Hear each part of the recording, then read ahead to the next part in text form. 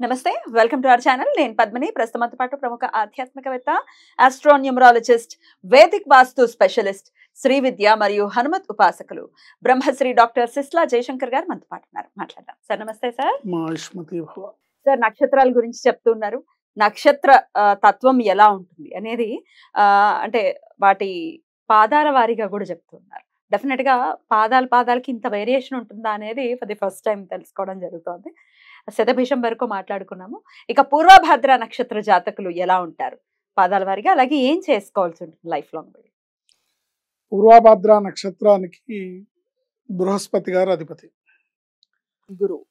గురువు గారు అధిపతి సో ఆయన అధిపతిగా ఉన్న ఈ నక్షత్రంలో జన్మించిన వాళ్ళు కామన్ లక్షణాలు ఏంటంటే స్త్రీలోలుడు గురు నక్షత్రం అయ్యి బహు ప్రయాణములుండును జర్నీస్ ఎక్కువ చేస్తుంటారు భోగవంతుడు మంచి లగ్జరియస్ లైఫ్ని కోరుకుంటారు లగ్జరియస్ లైఫ్ని లీడ్ చేస్తుంటారు ఇంకా వాళ్ళు జాతకాన్ని బట్టి అదృష్టం ఉంటే లగ్జరీ లైఫ్ని లీడ్ చేస్తాడు లేకపోతే కోరుకుంటాడు రాజమూలధనము నుండును అంటే గవర్నమెంట్ జాబ్స్ గవర్నమెంట్ డబ్బులు గవర్నమెంట్ టీఏడిఎల్తో ట్రిప్స్ ఇలాంటివి ఉంటాయి క్షుద్రుడు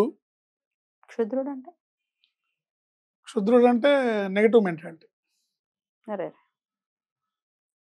క్షుద్రం హృదయ దౌర్బల్యం సుందరాకాండలో వాల్మీకి అంటాడు క్షుద్రం హృదయ దౌర్బల్యం అని నెగటివ్ గా ఆలోచించడం అనేది హృదయ దౌర్బల్యం క్షుద్రుడు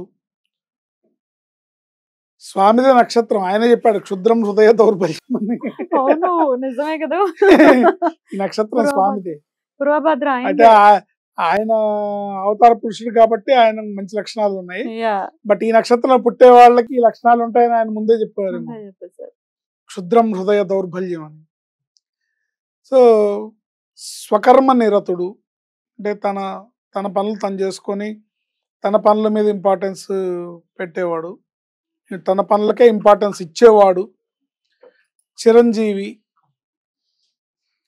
ఫీలింగ్స్ ఉండవు ఎదుటివారు ఏమనుకుంటారో అని ఆలోచిస్తారు ప్రతిభ ఉన్నప్పటికీ కుంభచంద్రుని వలన రాణింపు ఉండదు రాణింపు ఉండదు స్వయంకృతాపరాధాలు అధికం ఇవి కామన్ లక్షణాలు దీంట్లో మళ్ళీ మహర్షుల వారు ఒకటో పాదాన్ని జన్మించిన వారికి ఏమిచ్చాడంటే మత గురువు అంటే వాళ్ళ ట్రెడిషన్ని ఎక్కువగా మాట్లాడుతుంటాడు మేము ఇలా చేస్తాం మా ఆచారం ఇది మా పద్ధతి ఇది మత గురువు భార్యను గాఢంగా ప్రేమించును వెరీ గుడ్ మంచి క్వాలిటీ సుఖి ఎదుటివారు ఏమనుకుంటారో అని ఆలోచిస్తారు బాగా సుఖాన్ని పొందుతాడు సుఖాన్ని కోరుకుంటాడు తను చేసే పనులు చూసి ఎదుటివారు ఏమనుకుంటారో అని కూడా ఆలోచిస్తుంటాడు కొన్ని రిస్ట్రిక్ట్ చేసుకుంటూ ఉంటాడు ఏమో వాళ్ళు ఏమనుకుంటారు అని రెండో పాదాన త్వరగా అధైర్యపడుట మత విషయ విద్వాంసుడు అదృష్టాదురదృష్టాలు దోబూచులాడుతూ ఉంటుంది వీళ్ళతో సో కొన్నాళ్ళు బాగుంటుంది కొన్నాళ్ళు బాగుండదు కొన్నాళ్ళు మంచిగా ఉంటుంది కొన్నాళ్ళు కష్టాలు కొన్నాళ్ళు సుఖాలు ఇలా దోబూచులాట ఉంటుంది మత విషయ విద్వాంసుడు అంటే ఈ ప్రీచర్స్ అనుకోండి లేకపోతే బ్రాహ్మణులు అయితే మడి ఆచారాలని పాటించేవాళ్ళు ఆ పాటించడాన్ని చెప్పేవాళ్ళు ఇలా ఉండాలి అలా ఉండాలని చెప్పేవాళ్ళు మడి కట్టుకోవాలి మడి ఆచారం ఉండాలి కాస్త అనాచారవంతులుగా ఉండకూడదు ఇలా చేస్తే అనాచారం అని ఇట్లా చెప్పేవాళ్ళు అవి ఉంటారు జనరల్ గా రెండో పాదం అలా ఉంటారు మూడో పాదం వాళ్ళు విలాస పురుషుడు కవి పైత్యరోగి ఎక్స్పెరిమెంట్ చేద్దాం అనుకున్నా చేయలేరు చేస్తే సక్సెస్ అవుతారు మైండ్లో ఆలోచనలు ఉంటాయి కానీ చేయడానికి డౌట్ చేయరు ఒకవేళ ధైర్యం చేస్తే సక్సెస్ అవుతుంది గ్యారంటీగా వీళ్ళకి ఏంటంటే మెయిన్ లక్షణం, వీళ్ళు తెగిస్తే వీళ్ళకి అదృష్టం ఉంటుంది. తెగించాలి, తెగింపులోనే అదృష్టం ఉంది. ఆ తెగించకుండా వీళ్ళకి ఒక సందేహం అనేది ఎప్పుడు సందేహాత్మక, ప్రతి పనికి ఒక సందేహాత్మకంగా ఉంటుంది. సందిగ్ధావస్థ సందేహాత్మకం ఉంటూనే ఉంటుంది. అది. ఇది 3వ పాదం వాళ్ళు. 4వ పాదాన్ని జన్మించిన వాళ్ళ గురించి, నీతిమంతుడు, ధర్మబుద్ధి గలవాడు, ప్రతి విషయంలో ఇన్వాల్వ్మెంట్, అంటే తలదూర్చుట పనికిరాదు, అన్నెసరీ థింగ్స్ లో తలదూర్చుట పనికిరాదు, తమను తాము ఎక్కువగా ఊహించుకొని ఇబ్బందులు పడతారు. తమను తాము ఎక్కువగా ఊహించుకొని ఇబ్బంది పడతారు. ఇతరుల విషయాల్లో జోక్యం చేసుకోకుండా ఉంటే మంచిది. తనకు సంబంధించిన విషయాల్లో జోక్యం చేసుకోకుండా ఉంటే బాగుంటుంది. రైట్. ఇది 4 పాదాల వాళ్ళు ఇలా ఉంటారు.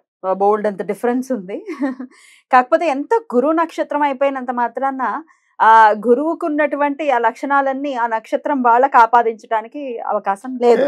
ఇప్పుడు అది ఈ నక్షత్రానికి వీళ్ళు అధిపతిగా ఉన్నంత మాత్రాన వాళ్ళ లక్షణాలు ఉంటాయని లేదు. అదే అదే తండ్రి పోలికలు కొడుకు వస్తున్నాయా? ఏంటి పండిత పుత్ర పరమసుంఠ అనే సామెత ఉందనే ఉంది కదా. పెద్ద పెద్ద పండితుల పిల్లలు పరమసుంఠలుగా ఉన్న వాళ్ళు ఉన్నారు. మరి ఖచ్చితంగా వీళ్ళు మార్చుకోవాల్సిన అంశాలు ఏంటి సార్? ఖచ్చితంగా వీళ్ళు మార్చుకోవాల్సిన అంశాలు ఏంటంటే డౌట్ ని తీసేయాలి. ఈ పని చేస్తే నేను సక్సెస్ అవుతానా అవనా, ఈ పని చేస్తే ఇది కరెక్టా కాదా అనే డౌట్ ని తీసేసి తెగింపుతో ముందుకెళ్తే, ధైర్యం చేసి అడుగు ముందుకేస్తే వీళ్ళకి సక్సెస్ ఉంటుంది. అద్భుతం సార్. కుంభరాశిలో ఉంటాయి కొన్ని పాదాలు, అలాగే మీనరాశిలో కూడా ఉంటుంది. కాబట్టి మరి వీళ్ళు ఎట్లాంటి రెమెడీస్ ని చేసుకోవాల్సి ఉంటుంది సార్ ప్రత్యేకించి? వీళ్ళు శనివారం నాడు చేసే ఆంజనేయ స్వామి ఆరాధన వీళ్ళకి బాగా కలిసి వస్తుంది. శనివారం నాడు ఆంజనేయ స్వామికి చేసే పూజ, లేదా వడమాల, ఆకు పూజ, ఆంజనేయ స్వామికి చేసే సింధూర లేపనం, ప్రదక్షిణాలు, నిరంతరం ఆంజనేయ స్వామి ఆరాధన, ఆయన జపం, మంత్రం, ఆయనతో కనెక్ట్ అయి ఉండడం అనేది వీళ్ళని సరైన దారిలో, సరైన సమయంలో, సరైన ధైర్యాన్ని ఇచ్చి వీళ్ళని ముందు తీసుకెళ్తుంది. ఎందుకంటే ఆంజనేయ స్వామి బుద్ధిర్బలం యశోధైర్యం నిర్భయత్వం అరోగత అజాడ్యం వాక్పటుత్వం చ హనుమత్ స్మరణాత్ భవేత్ అంటారు. వివరించారు. ఖచ్చితంగా హనుమంతుడి అనుగ్రహాన్ని పరిపూర్ణంగా వీళ్ళు పొందాలని మనస్ఫూర్తిగా కోరుకుంటూ, ఇక నెక్స్ట్ ఎపిసోడ్ లో ఉత్తరాభాద్ర నక్షత్రం గురించి మాట్లాడుకుందాం. Thank you sir. నమస్తే. ఆయుష్మతి భవ.